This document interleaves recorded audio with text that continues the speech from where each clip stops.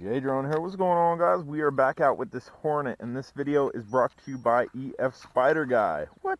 Want to use this video is being made because if you see this camera that is no longer pitched downwards and now is pitched downwards and is no longer pitched downwards, he actually informed me that this camera is adjustable, as I just showed you. So this might be the game changer for this. The fact that that was so downward pitch was a huge turnoff for me. The battery is wired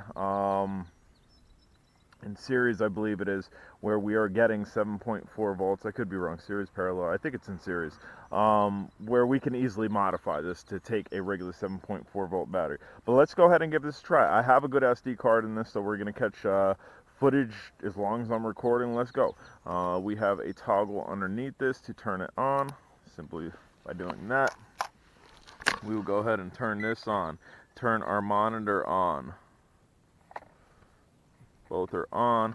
I'm showing I have 3 hours and 8 minutes to record, so that's much better than yesterday. I think we are bound. I don't think we have to throttle up or down. No, maybe we do. It's blinking, so throttle up and down. Still blinking. I don't know why it's blinking. Maybe I got to do things a little bit quicker. So let me go ahead and let's go ahead and just turn this off. We'll go ahead and turn this off. We'll go ahead and turn this on. We'll turn this on, and we got a beep. Yeah, you got to do that fairly quick. If you let it sit on standby, then you'll have to just reset it because those lights are steady now. Now we have, and I want to make sure that's up as much as possible. We have a forward-facing camera, so if we wanted to fly this in FPV, we definitely could. We're definitely going to check out the qualities of the camera, and it's almost prime time to be recording.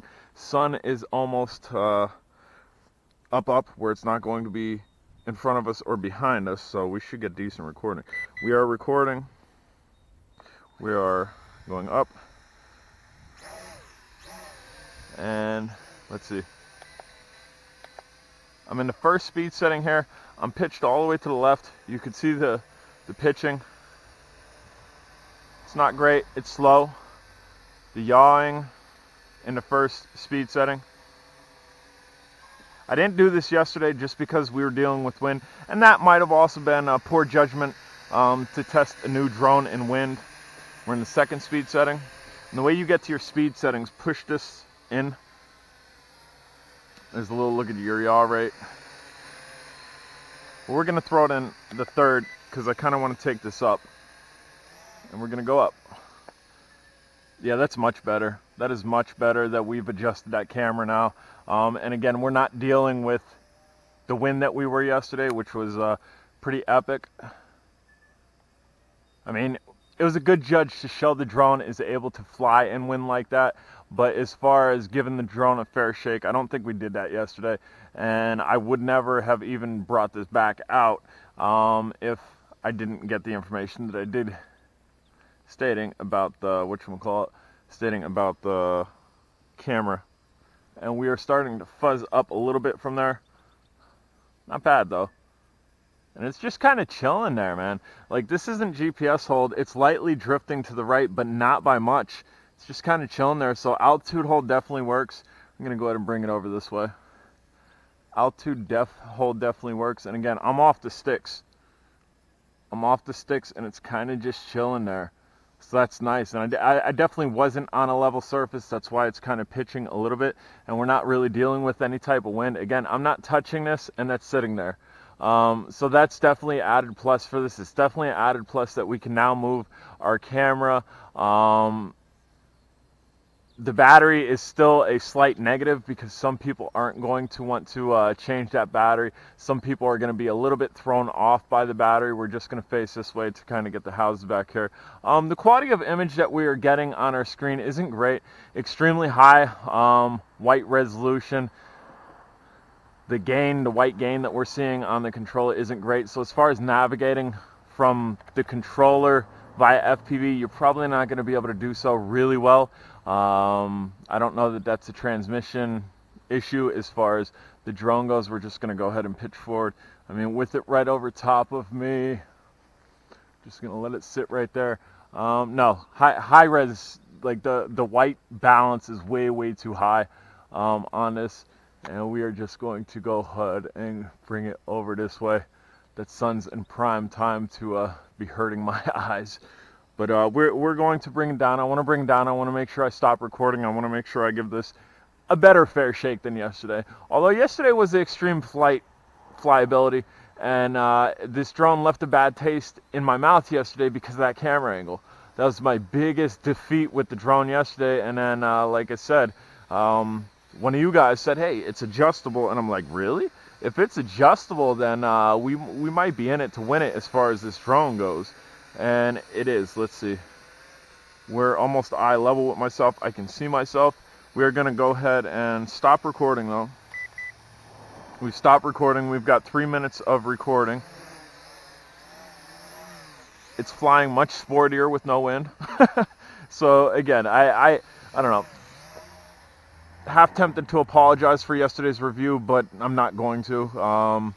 The only thing I will apologize for is not reading the manual, which I don't do all the time because I know a lot of you guys are just, and look at it, it's sitting so nice. It's drifting a little bit backwards, which maybe here, let's try to trim it.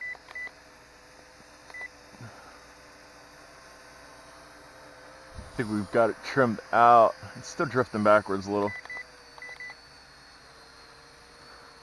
There, I think I have it completely trimmed out. Where it's just sitting there. Nope. Now it's drifting further that way. That actually might be the wrong way to trim it, but extremely stable. I'm going to try to trim this a little bit more. Or maybe that's just wind. That's wind countering on it. And I mean, we're not going to super counter that wind there. Your trim buttons are the buttons surrounding your controller.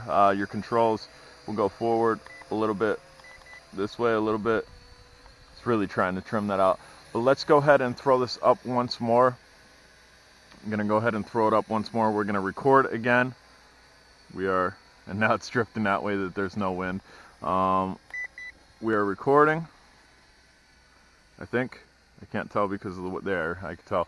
The numbers are white on the recording screen, so as far as being able to see if you have snow on the ground, it's going to be difficult.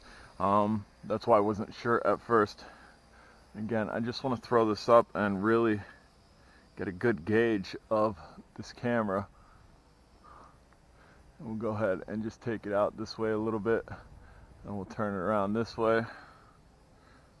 Again, the screen itself isn't offering a great image, but from what I've seen from the camera yesterday, we should be good. We really should be good as far as a good camera on this. And it's probably just the receiver. The screen on the controller, that's your receiver. Your camera is connected to a transmitter, and that's what's sending the signal out. It's probably just the receiver that's offering poor image quality, which isn't a deal breaker for me. It's not a deal breaker at all. We can get the gist of what it's doing. I'm going to stop recording. Of what it's doing as far as the FPV goes. It's not super crystal clear. I mean, let's get this in front of me and see if it's changed. It has. It has. And again, we have high white contrast on the ground, so the saturation of white is ridiculous. That also might be an issue up high because, again, it's in the air and it's seeing all that white, and it might not be dealing with it too well.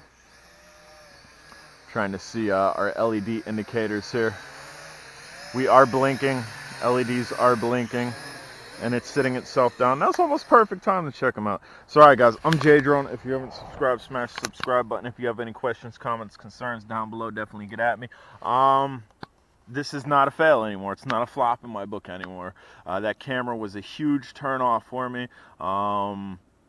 Still, the proprietary battery, it's not a big deal. It's really not a big deal. You can easily put a normal connection off of the battery to plug into, and that's all you have to do. And then you can plug your regular batteries, and you don't even have to modify the battery if you didn't want to. Just get regular 7.4 volt batteries.